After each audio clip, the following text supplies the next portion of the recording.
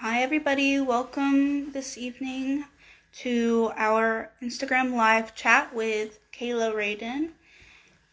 She was an honoree in 2018, and I'm going to bring her in when there she is. Looking forward to talking to Kayla and hearing more about her journey. Okay.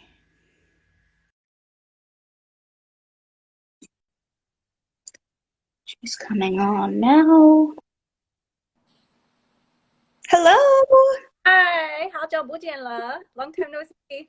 Long time no see. How are you doing? I'm good. I'm good. Hanging in there. How are you? Yeah, same. I feel like I might be getting my footing finally after the pandemic. So, but we're still in the middle of one, unfortunately. Um, what have you been up to today? Have you been teaching? Yes. So I teach here in the United States at private school in New Jersey, and we're in person. Haven't been in person since September. And then I also actually teach at an international school in Suzhou in Jiangsu province in China, and I teach virtually with them. So I wake up at like sometimes 4:30 in the morning, and it's like Oh their my evening gosh. Wow. class. Well, let's get started officially, because some people have joined us, which is awesome.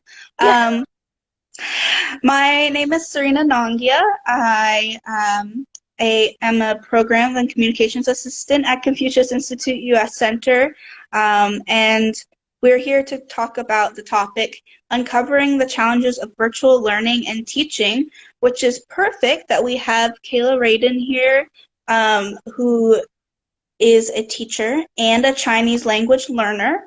And I also met her when she was a programs associate at Confucius Institute U.S. Center.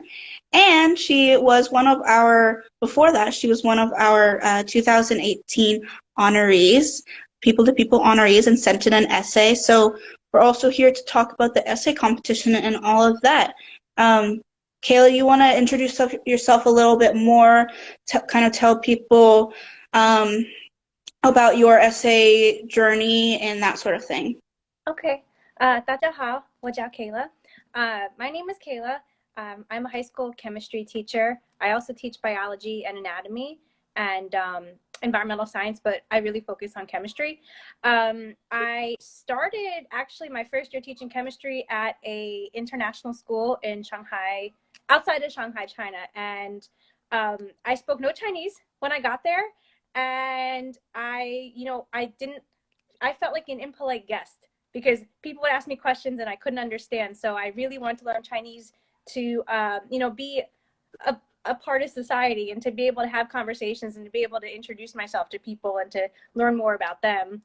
And so when I came back from China, I was very homesick for China. I was very sad that I came home. So I started studying with the Confucius Institute at SUNY in Manhattan because I was living in New York City at the time to, just try to maintain that connection with Chinese language and Chinese culture and to, still meet some new people who could also study with me. So that's why I wrote that essay. So yeah.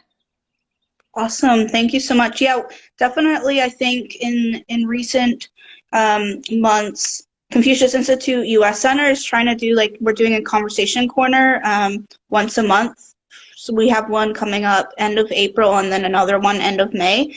So it's been so difficult for everybody learning Chinese and Mandarin to have that community that you may have had in person, with your local CI. But so I reread your essay, and I so love how you say things. You really connect to, essential human nature things that I think a lot of people would really relate to. And one of those was, your essay title was One by One, and that comes from, you say, the caption below my large, proud handwritten characters said, "How will I ever learn to write all of these?" Without pause, he simply replied, "One by one." Um, when I was studying abroad in Costa Rica and still learning Spanish, I also was like, Oh my gosh, how it's like so overwhelming when you're already in the country, first of all, but also just to learn a language.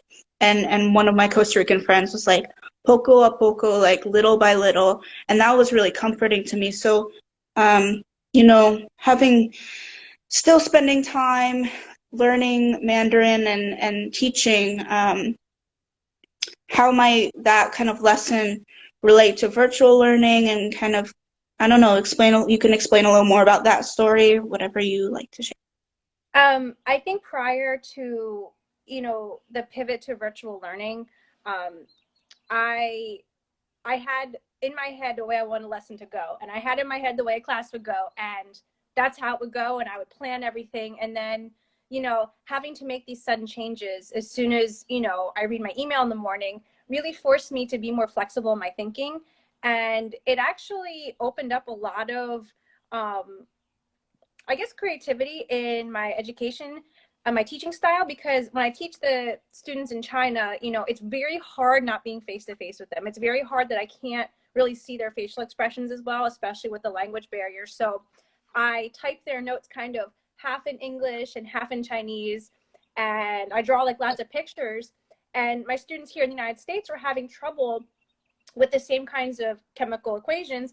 And I was like, let me try these ESL notes.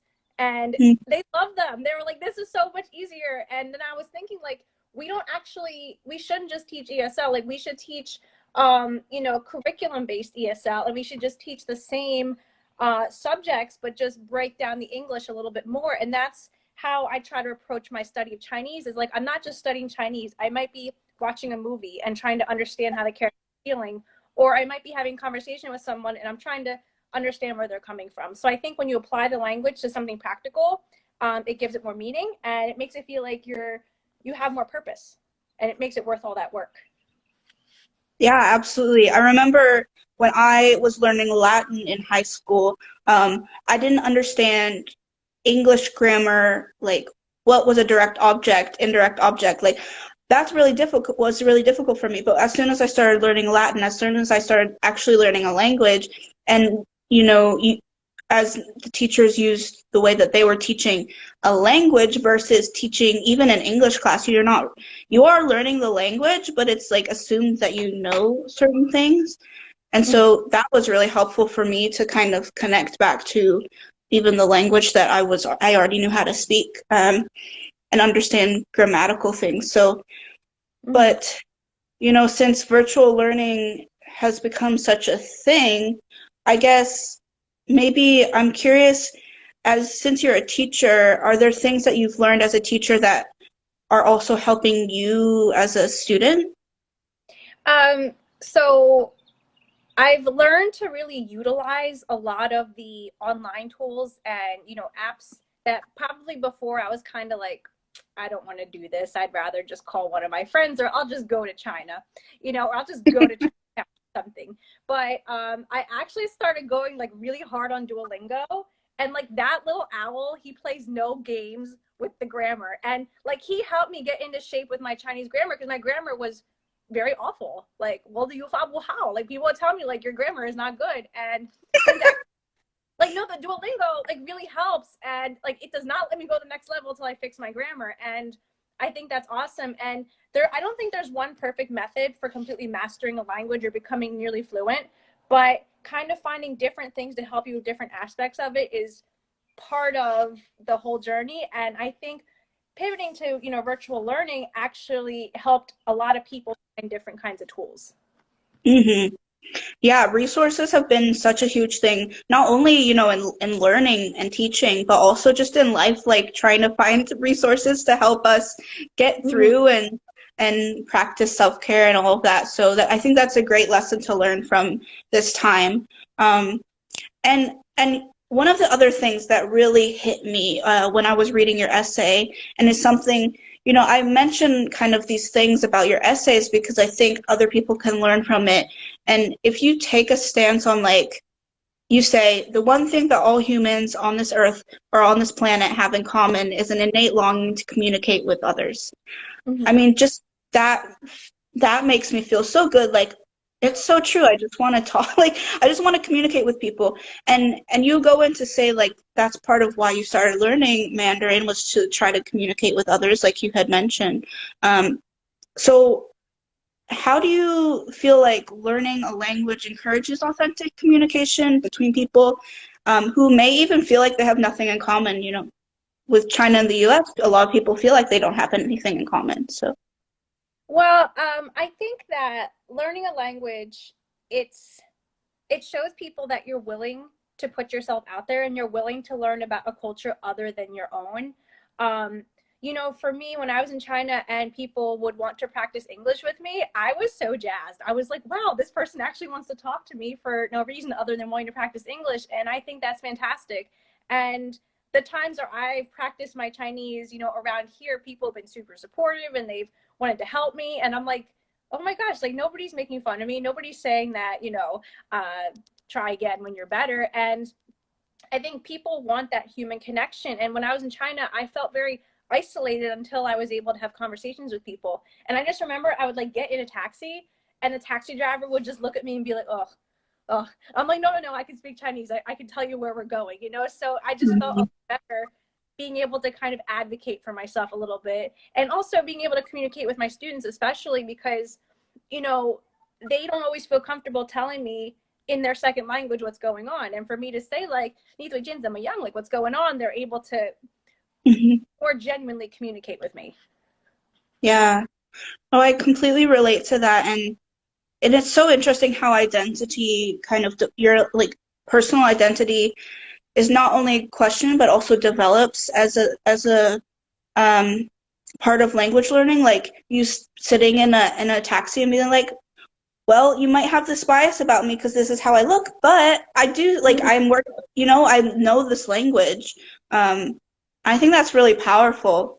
Mm-hmm. Um, and and I think some of the ways that you communicated your story in your essay, but also just getting to know you as a person and how you communicate with others is really unique and not only makes your story unique, but your like the way that you communicate it is so exciting. So I know I kind of wanted to ask you what you think about your story makes it unique um, and why you chose kind of that story to talk about in your essay and how maybe others can help figure out what part of their story might be most unique to share.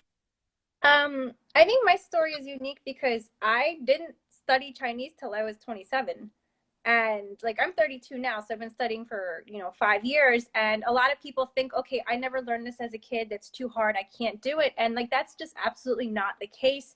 Because if you have the drive and the passion for something, then it's nothing is impossible. And I always tell my students this. My students in the United States, I'm like, look at me, like I speak Chinese, okay? If I can speak Chinese, you can learn chemistry. Anything is possible should you be willing to put the work in. And you don't need to know a whole ton of words to communicate with people and to be open and to be able to start a dialogue and start a conversation with someone. Even just being able to ask, hi, how are you, is enough to make someone feel welcome. And that's something I always try to like bring into my classroom. And I hope that people get that feeling from me. Yeah, absolutely. And I want to, it's hard to be not humble, but one of the things I found unique about you is that you are so passionate, and despite having, you know, kind of you're not in school, but you are still learning Chinese, like that takes dedication and it proves that you can do it even if you don't have school. And a lot of what you do when you are from what I've seen in the past is that you are learning even on your own. You might not even have a community, and so that's super difficult, but the fact that you continue on and you keep trying to learn is something that's super amazing and unique. Um, and the other thing I was going to say is that no matter where you are in life or what you're doing outside of your Chinese work, Chinese has kind of followed you along the past 5 years or so, I'd say. Would you agree? Well, there's a really good TED talk, and I forget the name of the speaker, but she talks a lot about passion. And she says, don't spend your life chasing your passion, because wherever you go, your passion will follow you. And when I left China, like, China never left me. I always say that, like, part of my heart is still somewhere in Shanghai. And I really and truly believe that, because despite all the changing circumstances I've gone through in my life since coming home, I've still kept up with the study, because it's something that grounds me, and it's something that it actually gets me into a state of flow, because when you study a language, you have to be so engaged. So I can be stressed about 100 other things, but when I'm studying Chinese, like, leave me alone. I can't deal with other things right now. So I think that language study is actually an escape for me, and it's a new voice. It's like a new instrument, a new way to express myself. That's so beautiful. I love the way that you word things. It's just so different from other people, and that's part of like what makes essays unique is everybody has their own voice and way that they describe things. And so like everybody should, I think, try to, if they have a connection to Chinese language or even Chinese culture, like apply for the essay competition. As an honoree yourself, an honorary alumni, would you recommend applying to the essay competition, and if so, or like just kind of maybe some of the benefits you've gotten from it? I would encourage anyone, just like I encourage everyone, to study Chinese. You can ask my American students here, like, I annoy them.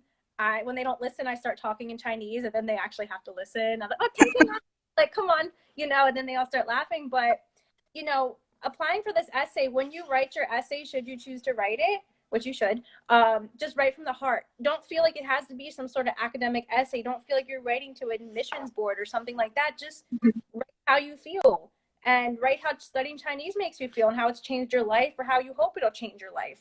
And I think when we speak from our heart, we speak from what we really feel, that's what has the most impact on other people. Since winning the essay, that was like probably one of the biggest, most important days of my life. Like, I remember I cried when we were on the trip in China. We went to the Confucius Institute conference, and like, I think Texas had said to Love, he's like, why is she crying? I was like, I'm just so happy to be here, because a year before that, I was by myself in my apartment, like, just writing characters for hours at my kitchen table, thinking, like, what is even the point of this? And then a year later, I was in Chengdu, like, in like the center of Chinese studies. So, you never know where life will bring you. Like, where you're meant to zig, you might zag, and that's going to take you to really unique places. So I always tell people, apply for the essay, study Chinese, put yourself out there. Thank you so much for that. I so appreciate it, and I would definitely agree. I think as far as talking about what you're passionate about, it's definitely not an academic word. The main thing that we want to hear from people is their stories. Like, I will be reading them, other staff will be reading them. We have people who are in this community who are reading stories, and we just want to see things that stand out. And whether that's your story or even how you communicate the story, it's, whatever makes you most unique. And so we definitely encourage anyone to reach out if they have any questions. You guys can DM us on our Instagram or Facebook. And then we also have our email, cius@ciuscenter.org. If you want to apply to the essay contest, it is www.ciuscenter.org/2020 awards, or you can click the link in our bio on Instagram. Kayla, any last words? No, I'm just so appreciative of the work that the CIUS Center does. And even when I worked at the COI Center, I learned a lot about myself, and I learned that people just want to be understood. And whether that's in their first, second, or third, or whatever language that is, people just want to connect and be understood. And I think that that's something we need a lot more of in the world. And if you think that you're someone who can do that, then apply for this essay, and best of luck to you. Thank you so much, and thank you so much for joining. And I'm so glad we finally got to connect. Yeah. We miss you at the Confucius Institute, and And we've been dealing with the pandemic as best as possible, but I know your adaptive and energized nature would have been very welcome with us. So I miss you, and I hope you are doing well, and I look forward to chatting again at some point soon. Yeah, let me know if you need anything. I can do the best I can to help, okay? All right. Thanks so much, Kayla. 谢谢您，再见。Good night.